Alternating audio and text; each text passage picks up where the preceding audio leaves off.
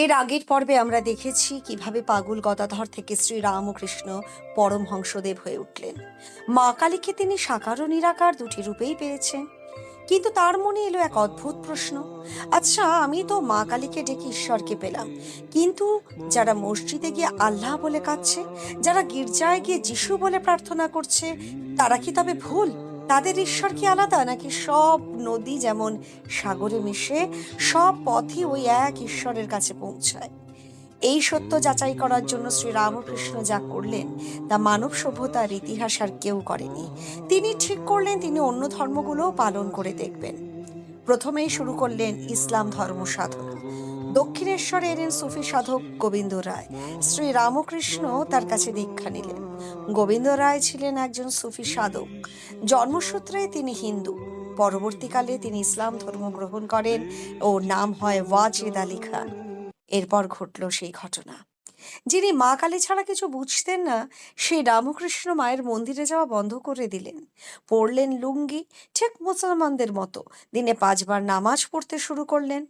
শ্রী রামকৃষ্ণ তখন একটাই শব্দ জপেন, আল্লাহ আল্লাহ।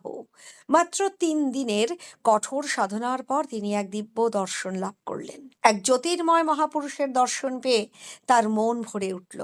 তিনি বুঝলেন এ তো সেই একই আনন্দ, সেই একই ঈশ্বরের ভিন্ন রূপ। কিন্তু এই পাগল মন এখানে থামলো না।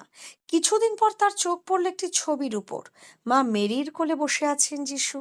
সেই ছবিটার দিকে তাকিয়ে তিনি ভাব সমাধিতে চলে গেলেন। শুরু হলো তার খ্রিস্টান ধর্ম সাধনা। যিশুর জীবন কথা শুনতে লাগলেন। কয়েকদিন পর তিনি যখন পঞ্চবটির তলায় হাঁটছেন, তিনি এক অদ্ভুত দর্শন দেখলেন। এক দিব্য পুরুষ যীশু খ্রিস্ট তার দিকে এগিয়ে আসছেন এবং শেষে তার নিজের শরীরেই বিলীন হয়ে গেলেন।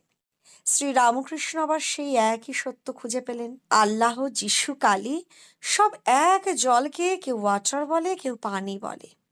সেই একই জল সমস্ত সাধনার শেষে দক্ষিণেশ্বরের সেই ছোট্ট ঘরটি থেকে এই নিরক্ষর পূজারী এক মহাবিস্ফোরণ ঘটালেন। গোটা পৃথিবীর সামনে এসে দাঁড়ালেন এক অমোঘ সত্য নিয়ে।